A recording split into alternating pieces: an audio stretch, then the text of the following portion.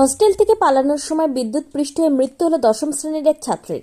দক্ষিণ দিনাজপুর জেলার গঙ্গারামপুরের জাহাঙ্গীরপুর এলাকার ঘটনায় মৃতদেহ উদ্ধার করে বালুরঘাট ময়নাতদন্তের জন্য পাঠিয়ে পুরো ঘটনা তদন্ত শুরু করেছে গঙ্গারামপুর থানার পুলিশ।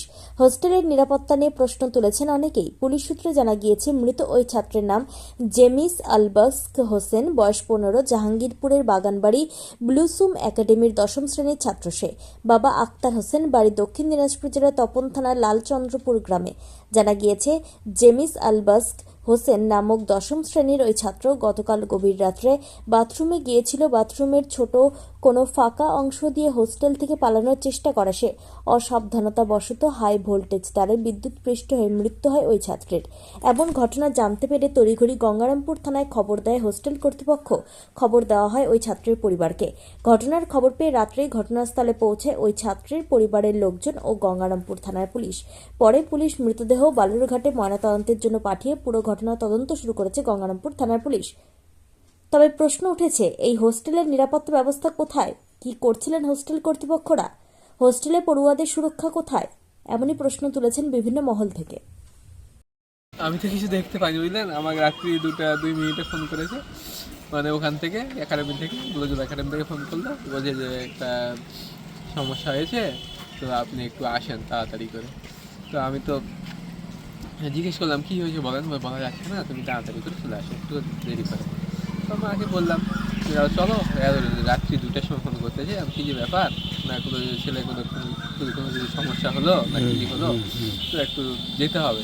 আর আমি সঙ্গে সঙ্গে বাইক নিয়ে বেরিয়ে চলে আসি। এসে দেখছি ওখানে একজন বড় অফিসার, পুলিশ অফিসার আছে, আর কয়েকজন বিএসএফ দাঁড়িয়ে আছে সাইডে। এই যে এই এরকম একটা গাড়ি দাঁড়িয়ে আছে, গাড়ি ছিল দাঁড়িয়ে আছে।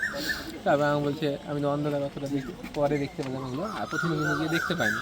তারপরে আমাকে বলছি যে করেন, আপনাকে একটু শক্ত হতে হবে, এরকম একটা দুর্ঘটনা ঘটে গেছে, তো কী হয়েছে বলেন।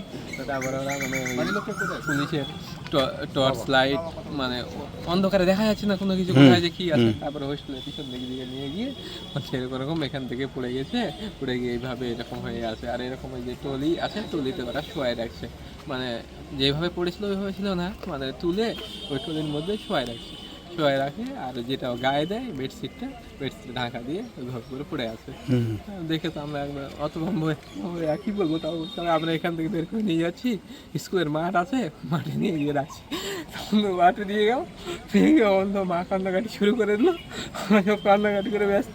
কিভাবে হলো বললো, কি বললো কিভাবে ওরা বললো যে ওখানে নাকি একটা বাথরুম আছে, বাথরুমের ওখানে ওই একটা জানালার মতো আছে আর কি, ওই জানালাটা রড টড কিছু দেওয়া নয়, একজন ছোট বাচ্চা বেরিয়ে যেতে পারে এরকম একটা সম্ভাবনা আছে।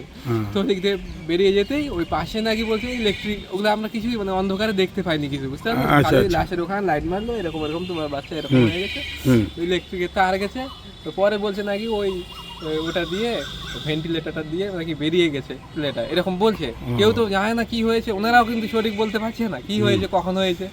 তারপরে বলছে যে ভেন্টিলেটার দিয়ে ছেলে হয়তো বের হয়ে গেছে ওঠার সময়। আচ্ছা, বললাম যে বাচ্চাটার নাম কি আপনার? ওই জামিস আলবাস্ক হোসেন। কোন স্কুলে পড়তো? ব্লুজুম একাডেমি, জাহাঙ্গীরপুরের পাশে। ওখানে হোস্টেলে থাকতো ওদেরই? হ্যাঁ। আচ্ছা, প্রাইভেট। ওর নাম কি? ওই জামিস একাডেমি। আপনার নাম কি?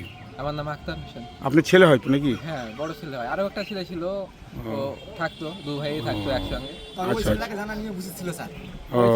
কাউকে জানানো হয়নি। আচ্ছা, ঠিক আছে।